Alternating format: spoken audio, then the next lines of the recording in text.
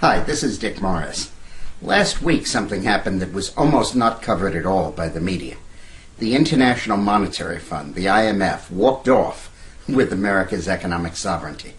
We literally took a gigantic step toward global governance and toward global control by global economists of our monetary and financial and regulatory system. It was incredibly alarming. For those who were concerned by the chapter in our book Catastrophe, the Declaration of Independence has been repealed, and there are about 100,000 people that watched a video that I did on that earlier this year. This was a terrible, terrible reversal at the G20 summit.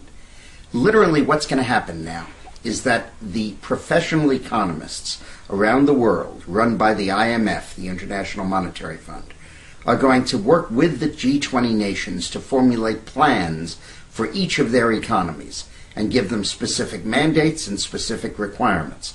And by consensus, the G20 will adopt it. And of course, the United States will participate as 1 out of 20 votes and basically be forced to go along with the global consensus. Then every 3 months, the United States is going to have to come back to G20 and the IMF and show that we've been good boys and girls, that we've done okay, that we've done our homework, that we've met our assignments. And if we don't, they're going to issue a negative report and rely at the moment on, quote, moral suasion, unquotes, to restrain us or to move us in the right direction. But some people are even talking about toughening it to include sanctions. And once you go down that road, you're talking about really a command economy. And who are these people who are going to be running our country, who are going to be running our economic system? Well, the G7, which was the original group, was a good thing to do.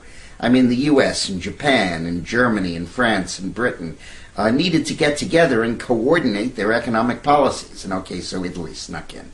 And then sometimes they added Russia for diplomatic purposes. That was all fine.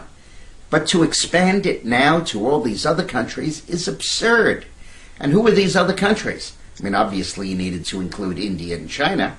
But beyond that, Argentina defaulted on its debt to the IMF. They're sitting in judgment of us. Brazil, that's run by a Marxist.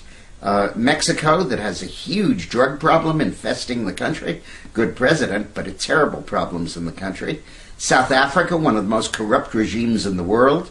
Saudi Arabia, the single most repressive regime in the world. Indonesia, incredibly unstable. South Korea, a functioning democracy for about 12 years. Australia. I mean, those are the countries that are going to be sitting on judgment on the United States. And the IMF will orchestrate all of it.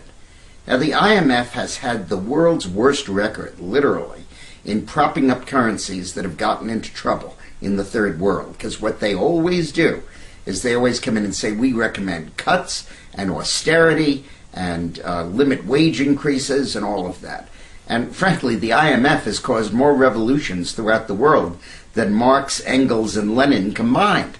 And they just never learn. But now these characters are going to be sitting in judgment on the United States. Now, we agreed to 3 things at this G20 summit substantively. 1, reduce the deficit, which is good news, but Obama won't heed it. 2nd, to increase regulations of the financial sector. And thirdly, to abide by global consensus on compensation for employees at banks and financial institutions. So basically, we've taken many of the powers of the Federal Reserve Board and the Treasury and ceded them to the IMF and to the G20. Now, theoretically, we could always veto those regulations and always refuse to apply them. But then you'd have us being the odd man out.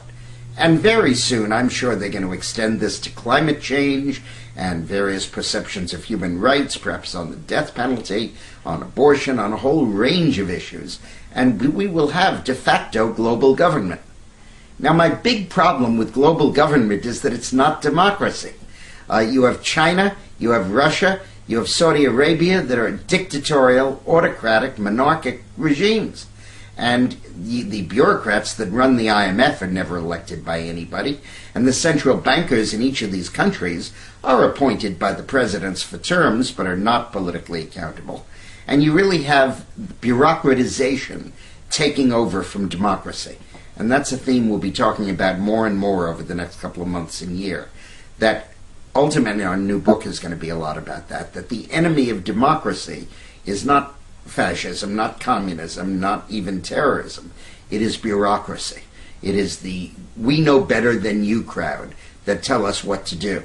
And Barack Obama gave away the store at that G20 summit, and it's going to be very hard to get it back. Thanks very much.